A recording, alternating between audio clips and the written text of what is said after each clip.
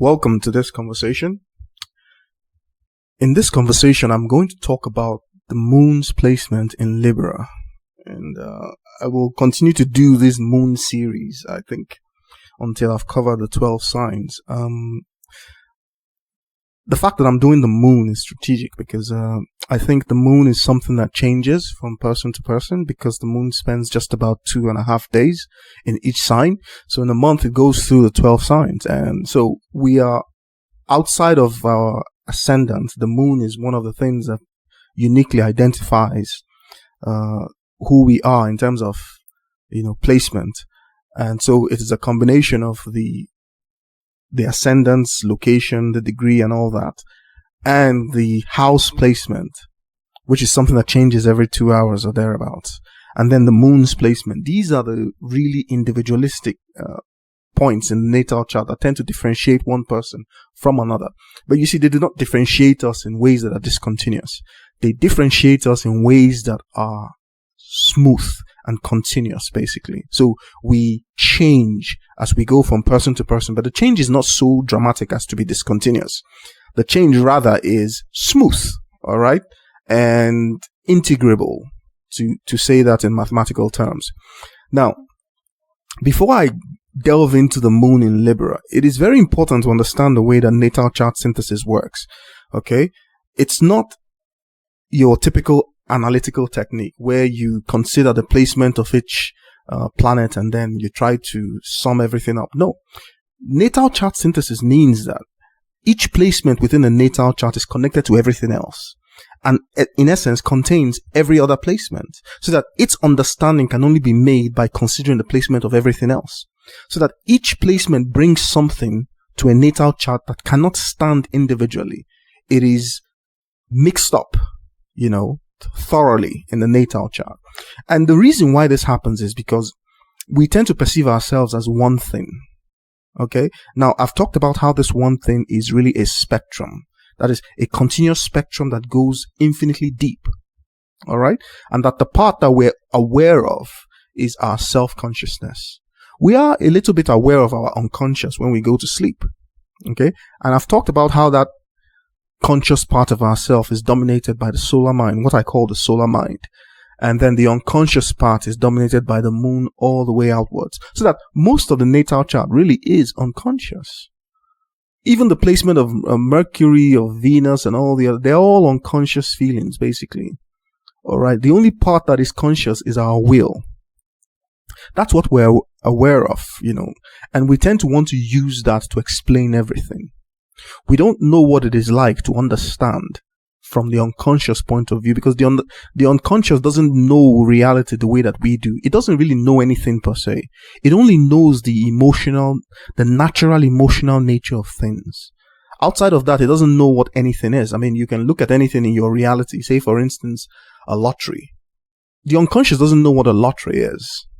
The conscious mind knows that you go play a lottery and you can calculate all the odds and all that. But the unconscious mind doesn't know anything like that.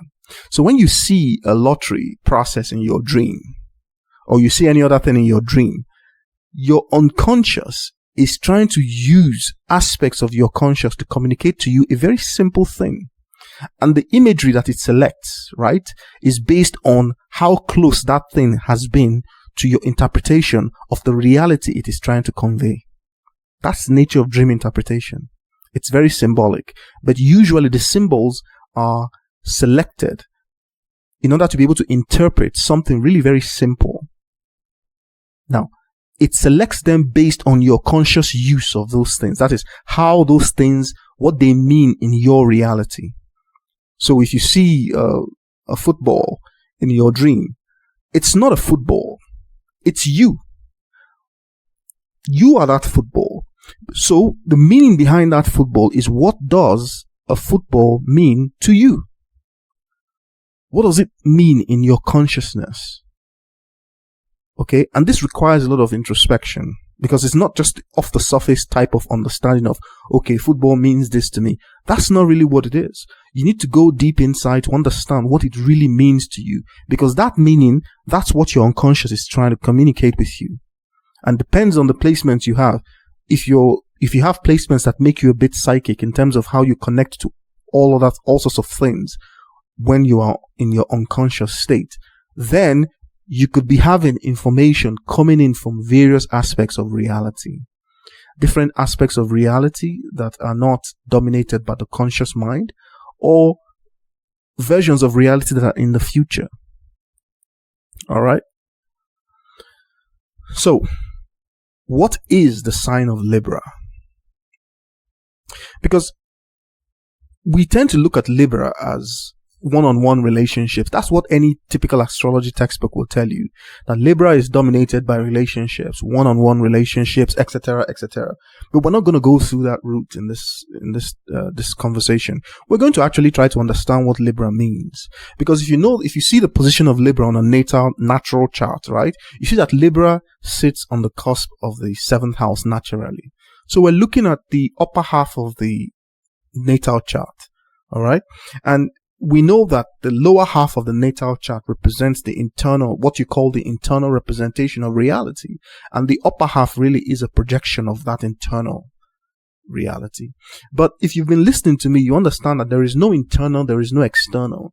The horizontal line that runs from the ascendant to the descendant, which is the separation between the lower half of the natal chart and the upper half of the natal chart, which is vis-a-vis a separation between the internal aspect of reality and the external aspect of reality, is only apparent.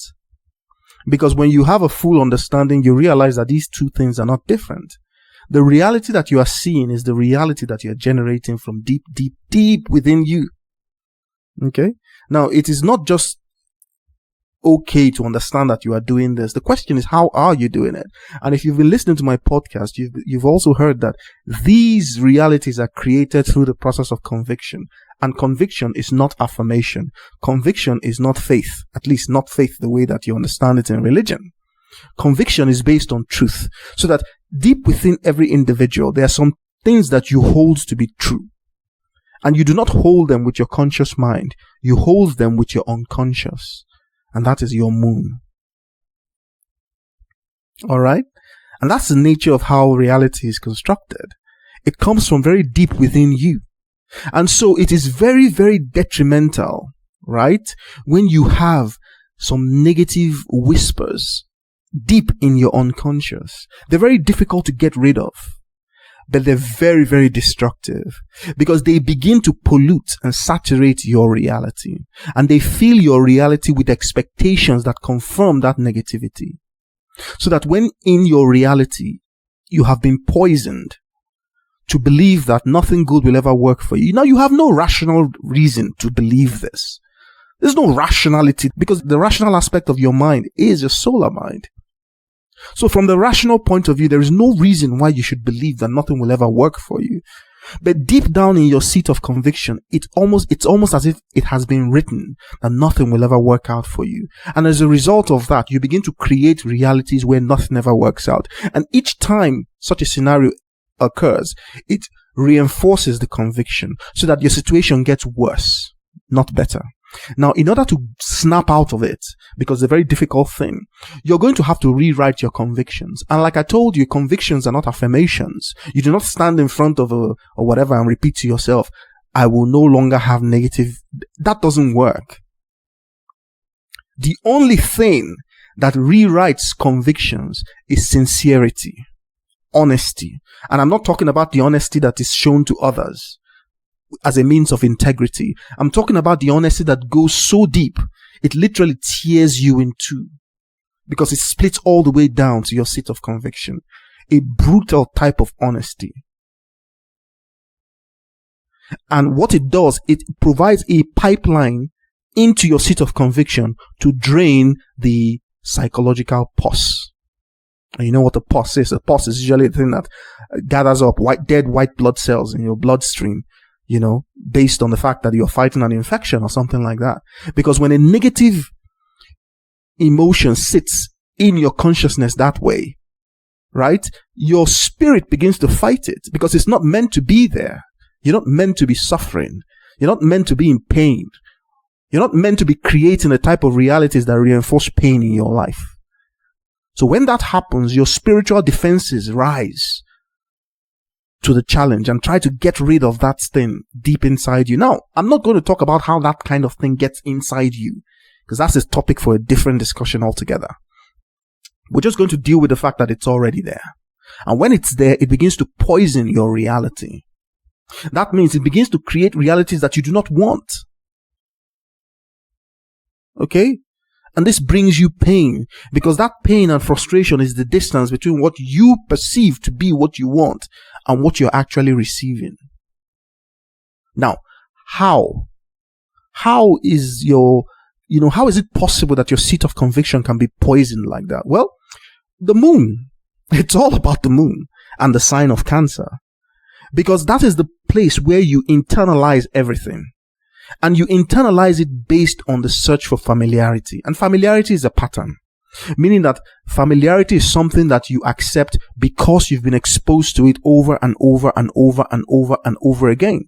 And you see the calibrations for familiarity. You see them in the people or the things that are most familiar to you. It could be your favorite anything, really. Because it's a favorite thing, because it is something that you accept. Because the idea of acceptance, I've talked about this in all my moon podcast, is that acceptance is something that we look for, and when we find it, we internalize it, because what we're really looking for is a self-acceptance. So anything that allows us to accept ourselves becomes a vehicle that goes into our seat of conviction. So it has access, and the most familiar things to you is how your seat of conviction becomes poisoned. Now, there is nothing that is not a familiar thing to you that can poison your seat of conviction. It's impossible. Your spiritual defenses, you don't need to be this has nothing to do with religion. It's the nature of human psychology. Once anything that is unfamiliar to you tries to reach your seat of conviction, it is met with a brutal force, a brutality that is so powerful, it can destroy that thing. That's what a spiritual defense is. So for your seat of conviction to be pierced and penetrated, it has to be through things that are very familiar to you. That's the way this works. Okay? All of that is the domain of the moon. Okay? Now, the physical representation of the most familiar thing to us is mother. That's the most familiar thing to a human being naturally, or the primary caregiver if mother is absent. It's, you have this tendency of chicks to bond of baby chicks, baby chickens and all that, to bond with the first thing that feeds them or whatever, There's so many instincts like that in nature. Well, in human nature, it also exists, but it takes time to form. But when it forms, it's extremely powerful. And mother is symbolic of all that will become familiar in your reality. Okay? So that the poisoning of your seat of conviction really is an imitation of mother. Something has mimicked mother so as to be able to gain access to that depth. Because the only person that really has access to that depth is mother or the primary caregiver. Now, anything that needs to go there needs to tag on that vehicle, to mimic it or to pretend to be it or whatever, so that it can gain acceptance. And once it gains acceptance, figuratively, it looks like a door that is opening. And what the person is going into is what you can describe as the Holy of Holies, because that's your sanctum, your inner sanctum. Because it is from there that you conjure up this thing called reality. Because outside of that, there is not, you cannot really have reality.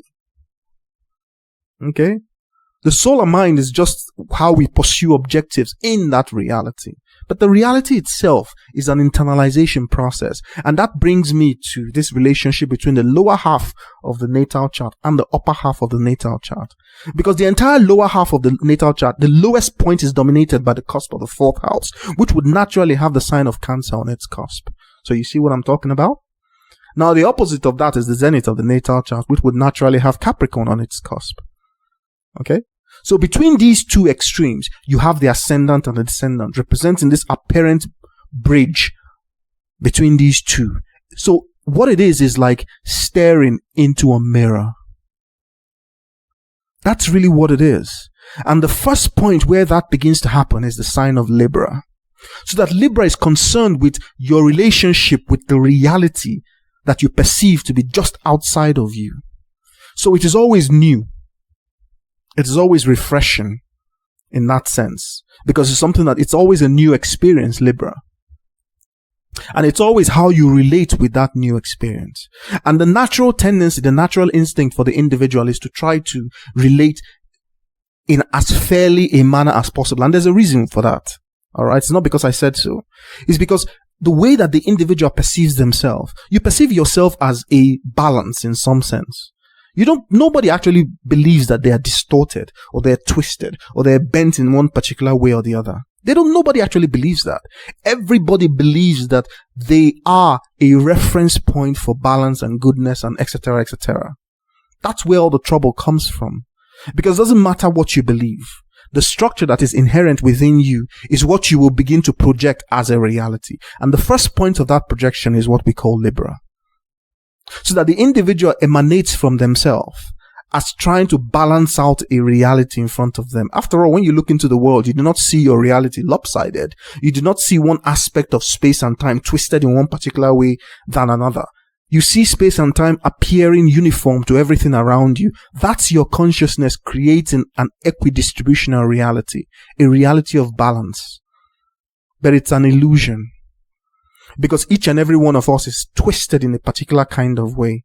So that when we create a reality and we witness a reality, there are imbalances in that reality. That's really what it is. It's just that we don't see it as a physical thing. Although some people have the spiritual sight to be able to see imbalances in reality. But most normal people don't do this. They see reality as homogeneous. And so it tends to come about that there are, when you find trouble in reality, you're like, where is this coming from? Okay? But the reality of the matter is that these imbalances have always been there, because the imbalances exist within the self. And they have been internalized in the deepest part of the self. The relationship between this projection and this internal representation is what the moon in Libra is all about. That's the story. Okay? So that the individual, based on what they perceive to be the nature of their reality, begins the process of internally trying to recalibrate themselves, to rebalance themselves, to reharmonize themselves, to redistribute themselves, so that they can have a more favorable type of reality. That's really what it is. This is where the whole thing comes from. And the need or the instinct to rebalance, to redefine, to re-equidistribute, right? It comes from the fact that the reality is not given the type of signature or the type of balance or harmony that a person expects. There seem to be distortions here and there. There are problems that arise, either with relationships, with finances, with family, with all, you have so many places problems can come from. But the problems themselves, all of them are all coming from the internal representation of reality. The whispers, the ones that are planted so deep. Now, there are many reasons why these things occur. And I'll tell you just one of them, because I intend to do a whole podcast about what these internal representations really are, because it is the reason why we suffer. Now, some of the internal representations are very strategic. They are done to you deliberately. And the reason is because in order to be able to bring about certain types of outcomes in your reality, it is necessary that you go through those things. You cannot separate one from the other. And usually in the natal chart, this is seen. This is the real strategic value of natal chart synthesis. It is to put your entire life within a single context. That's really what it is. That's the power of natal chart synthesis. So that you have people who have very bad childhood in terms of family broken up.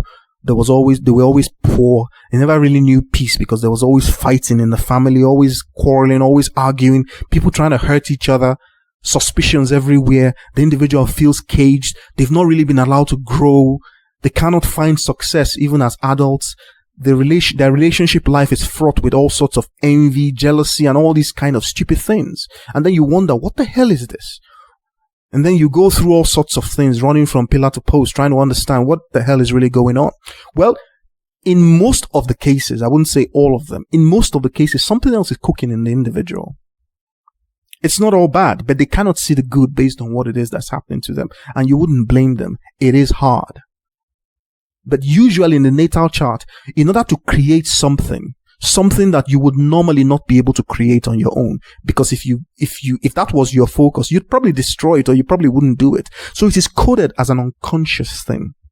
And then you are given these problems in such a way that the problems are meant to nudge your internal state of mind, so that at the end of the day, that thing being created peripherally is all that you have left, when everything else has fallen away and you're like, hey, what's going on here?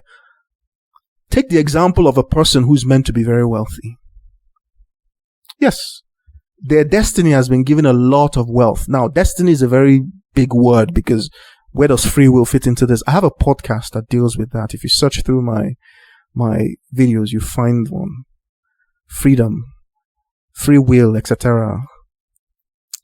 But the issue is not so straightforward, because we tend to feel that we are free, but our freedom comes with restraints. The restraints come in the form of consequences. That is the nature of how our psychology is wired. We cannot really accept the main things in our life without having the need to earn them, without being responsible for them. We couldn't accept them. Okay?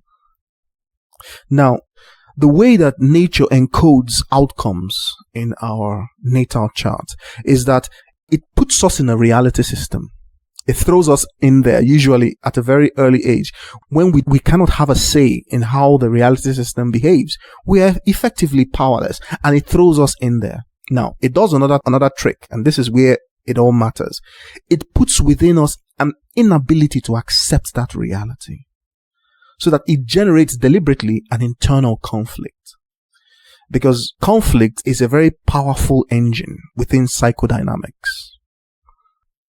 That's really what it is. I use the example between the positive electric charge and the negative electric charge. In nature, once you magnify these charges and you attempt to bring them close together, an electric current will flow between them, a very powerful one, designed to neutralize these potential differences. Our entire consciousness behaves like that. We tend to move away from the norm and generate like a distortion deliberately, so that we can trigger nature's corrective forces.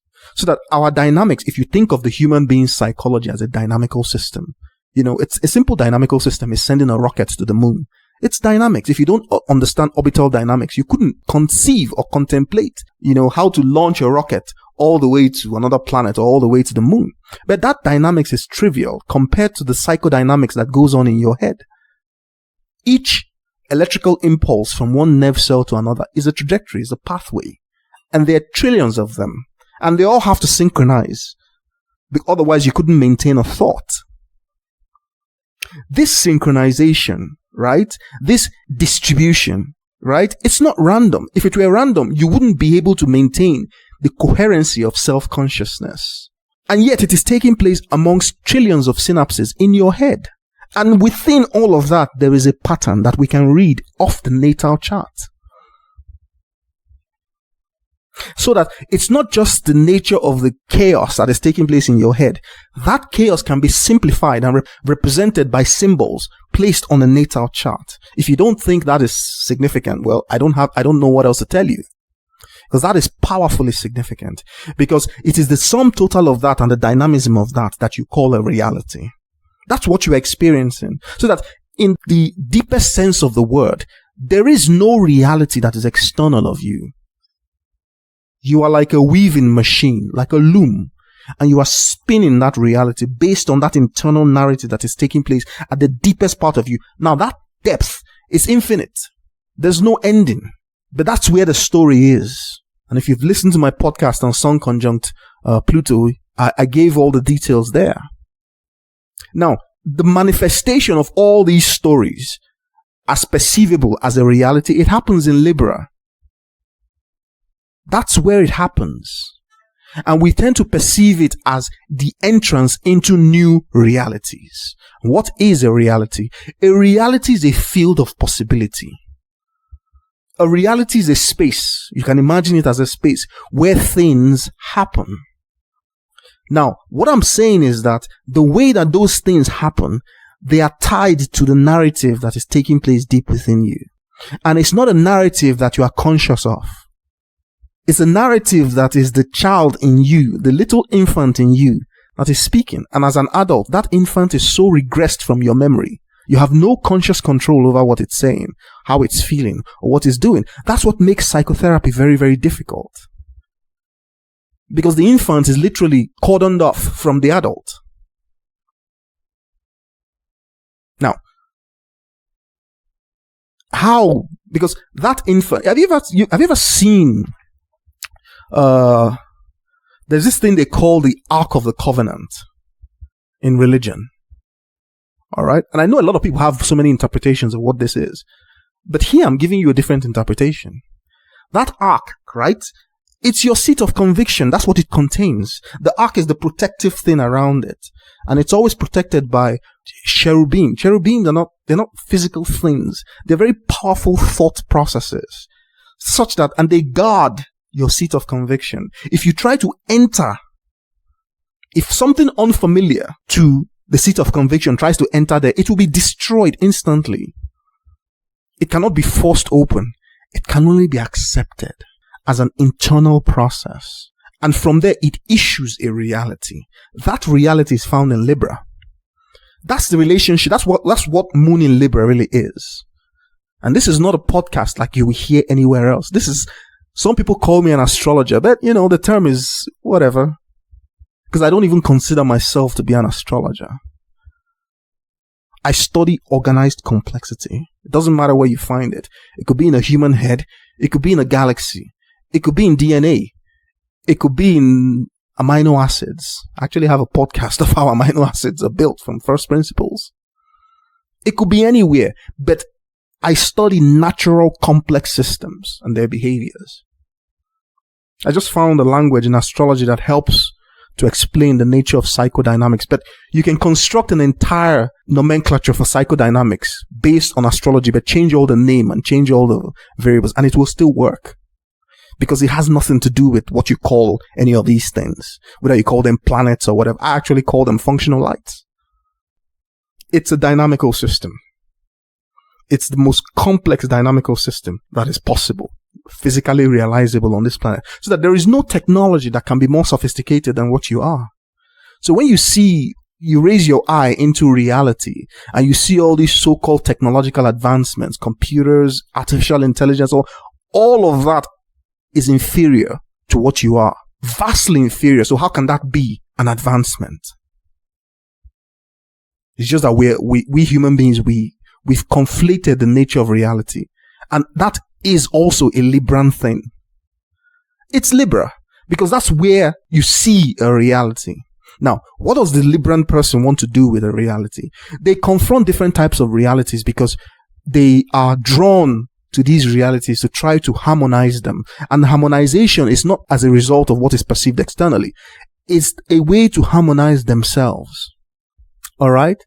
And people carry realities. Every time you meet someone new, you're engaging with a whole new reality. In the head of everybody contains a perspective on this universe that will never reoccur again. It is so unique. It represents a very unique and eccentric vantage point.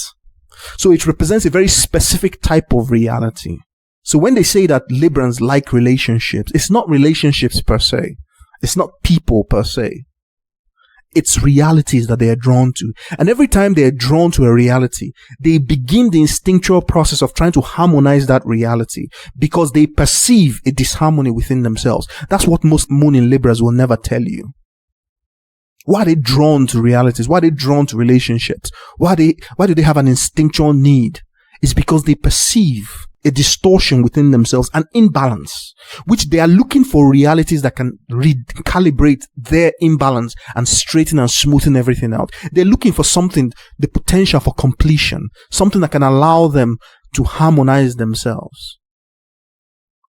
And so depending on other placements in Libra and other placements in the natal chart, they are drawn to these realities instinctually. That is Moon in Libra. Now, as with all things with the Moon, the essence of the Moon is that self-acceptance, like I've described. So when things begin to go wrong, the problem itself is characterized by a lack of self-acceptance. And that lack of self-acceptance is the beginning of all types of dysfunction within personality. It doesn't matter what it is really. Okay? Because the individual cannot grow with that dysfunction. You simply can't. All problems related to growth are caused by impairments with the moon in your natal chart. And if you want to know exactly how, you need to have a natal chart synthesis, and then you see exactly how. If your problem is growth, it doesn't matter what growth is all about for you. It could be financial growth, it could be stature growth, depending on the placements in the sign of Cancer, depending on the conditions of the 4th house and the placement of the moon. All of that is talking about the internal representation that leads to growth. Because that's why the sign of Cancer sits on the cusp of the 4th house, and it is opposite the zenith of aspirational value in a human being, which sits in Capricorn. To show you that in order to be able to get all the way to the top of your game, you must have that 4th house or the sign of Cancer or the moon sorted out. That internal representation must be right, because that's what lifts you. That's where it all starts, at least. Everything prior to the sign of Cancer or prior to the 4th house talks about a developmental stage, a very early developmental stage. But the result of all that now shows up in the moon, on the placement of the moon. But synthesis is very complex. That's the whole point. Synthesis is extremely complex.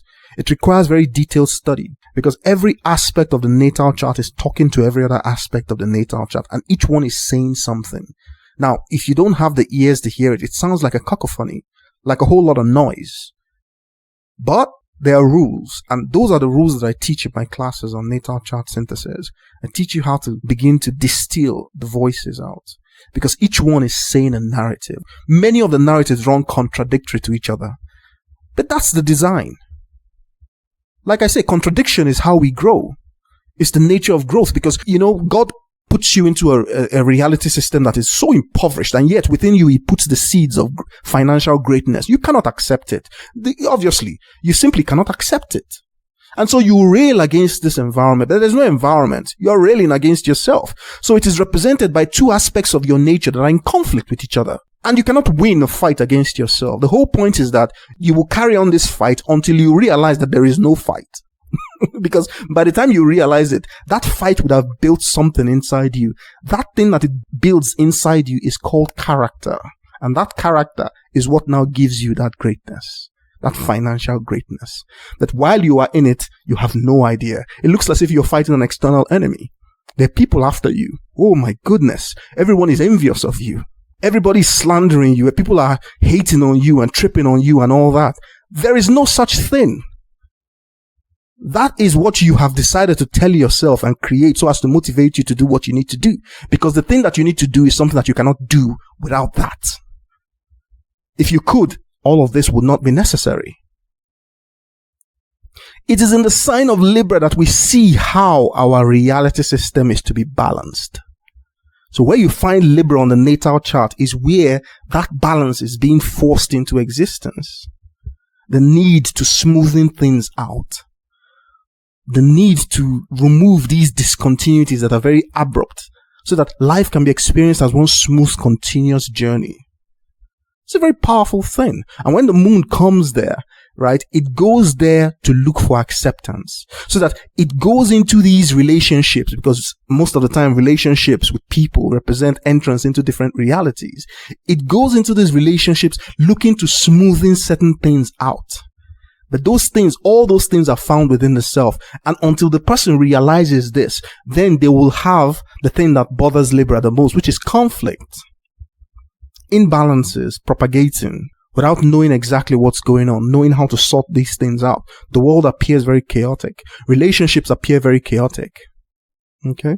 And yet the individual needs acceptance from these relationships. So they are caught in a turmoil. Because what do? How do they connect with these things that seem to always push them away? Right? But that's the process. The goal is that over time, they come to realize that these relationships are not outside of them. The work to be done is an internal one, and it has to do with acceptance of self. Until that happens, the individual begins to jump from one relationship to another. They cannot bear to be alone. They have to be with someone, because at every point in time, their powerful instinct is to be reconciling relationships, reconciling realities. Okay? And it can become very addictive. Very addictive, because everyone's carrying around some type of thing in their head, and you're running from one to another without realizing, so that you're trying to straighten out your reality without understanding why, and then you pollute the whole thing even more. Okay? The aim of natal chart synthesis, I'll say once again, is to understand this within the context of the overall story of this person, the individual. You think of yourself, you are, most people talk about AI. There's so much in the narrative, the mainstream narrative, talking about AI and how wonderful it is, how it will solve every problem, how it will do this, let me be very clear with you. There is no artificial intelligence that can be built today or tomorrow that will supersede what you are. That's a statement of fact. Go take that to anywhere in this world where you have experts dealing in this. All right? There is nothing. You, as an individual, self-aware individual, right? You are infinitely smarter than any artificial intelligence that can be constructed. Because what you are sits on the cusp of what is physically realizable. So that if there is a space for improvement, you immediately take up that space. That's the pressure that pushes evolution forward. You immediately take up that space. So the fact that people can actually sit down around the globe and tell themselves that they're improving the lives of human beings by building all these fanciful gizmos just tells you that everyone has strayed into a wrong type of reality that is really a regression, a devolution rather than an evolution. Because if there's any advancement to take place in human beings, it's not coming by adding gizmos to the human beings.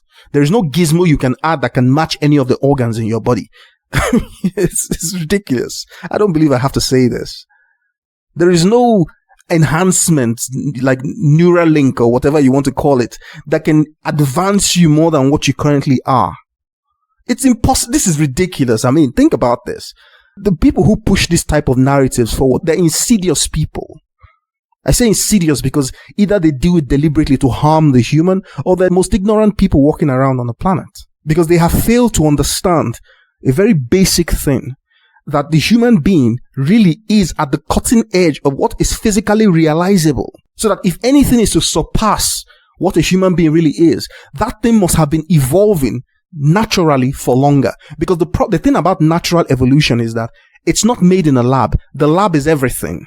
So that you contain everything. You are everything. Everything has driven your evolution. So that you have had to incorporate everything. So that the human being is a representation of what everything is physically possible of being at this point in time. And there is nothing that can surpass that without having been through that process for much longer. It's one of the key lessons you understand when you think about the moon in Libra. Because Libra represents the first entry point into what we consider to be an external reality. And then what do you see? If you see the type of narrative that we're telling ourselves on this planet, then you are devolving. You're not evolving. Because the moon in Libra is telling you that there is a link between that external reality and your internal convictions. It's a hard link, literally. So that if you want to change your external reality, you got to change that internal conviction. And it is the fact that the internal conviction of humans, most humans on this planet, is totally damaged because it's no longer self-acceptance. It is now self-rejection. That's what makes them think that they can add silicon and microchips to their body and it will make them better. All right? You can see what I'm talking about here. This is an explanation for Moon in Libra you'll never get anywhere else. Because it doesn't come from astrology, literally. It comes from the 5 principles of organized complexity, which is my book. My book that details the connection between all natural complex systems. Doesn't matter where they are. They're natural, they're complex. They're all connected seamlessly. No matter the scale, it doesn't matter if they're the size of astronomical bodies or they're the size of the subatomic particles. They're all seamlessly connected. There are no discontinuities. And that's understanding itself, right? That is Moon in Libra. That's the message within it. That there is a smooth gradient between your innermost convictions and the nature of your reality. And you find that in reality. So that when you study your reality, for instance, a reality that has obstacles in it, you're trying to make money. You try different things, it's not working. You try this, you try that. What you're describing is that there are certain parts of your reality that do not conform with your will. It has nothing to do with your will. You can push from now to tomorrow. You just create more problems. The context for that activity is created in the seat of your conviction. That's where you now need to go in some way that I'm not going to discuss here. Once the language or the message in that seat of conviction changes, once it changes, then your reality system will support your will. You can already see the conflict between your will and that, so that if you have placements between the sun and the moon, examine those placements, because what they're telling you is the relationship between your solar mind and your innermost lunar mind.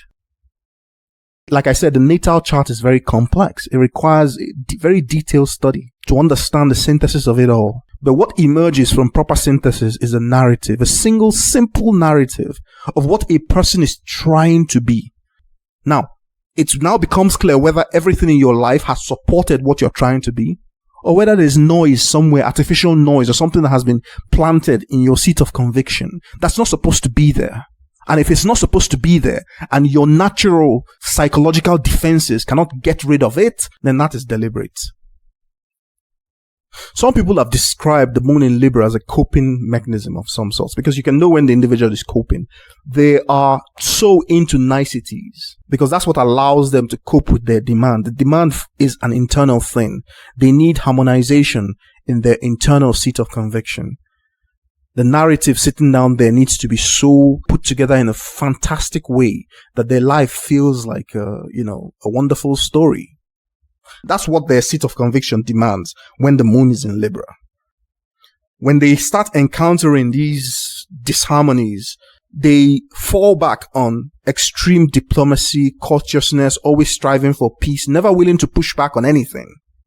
Always saying yes, always saying, because the acceptance they're looking for, all right, because there's a rejection within the self.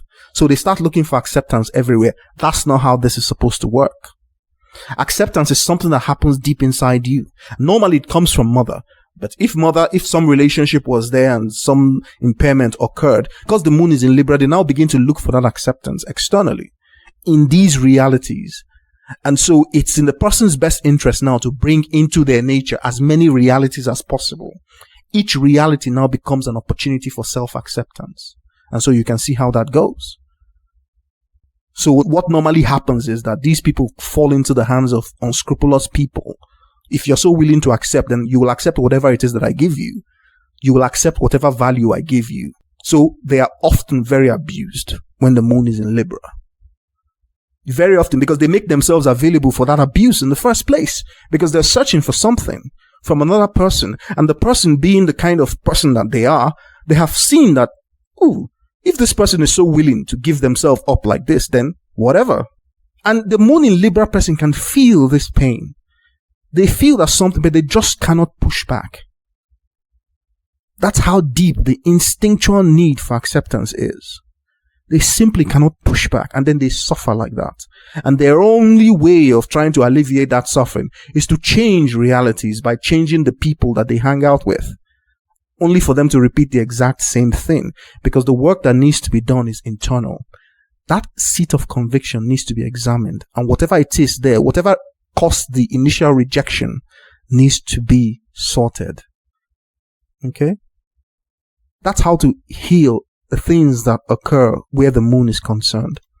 Okay? It could be internal, it could be artificial, like I've said, but most of the time it's internal. Alright, there's no force impinging on you. Alright, the source of the negativity itself is that some type of self-rejection has occurred. And once that is healed, the reality system itself is totally improved. It's like magic, but it's not. It's the power of psychodynamics, because that is clear evidence that you as an individual at some level of your being are responsible for your reality. And that responsibility is a narrative that you are telling yourself. That responsibility is a story that you are telling yourself. But it is not you as your solar mind. It is far, far, far deeper than that. And that's the nature of human suffering, is the fact that we don't know what this story is, and we don't know at what point we are telling this story. So we feel stuck in our realities. Assuming this was not the case, what type of reality do you think we'll have? Everybody will have their best realities. Whatever you can imagine to be your best reality, whatever type of story you can tell regarding your best reality, That's exactly the reality that you see in front of your eyes. Is that not a description of heaven? Well, that's what the moon in Libra is searching for. Heaven.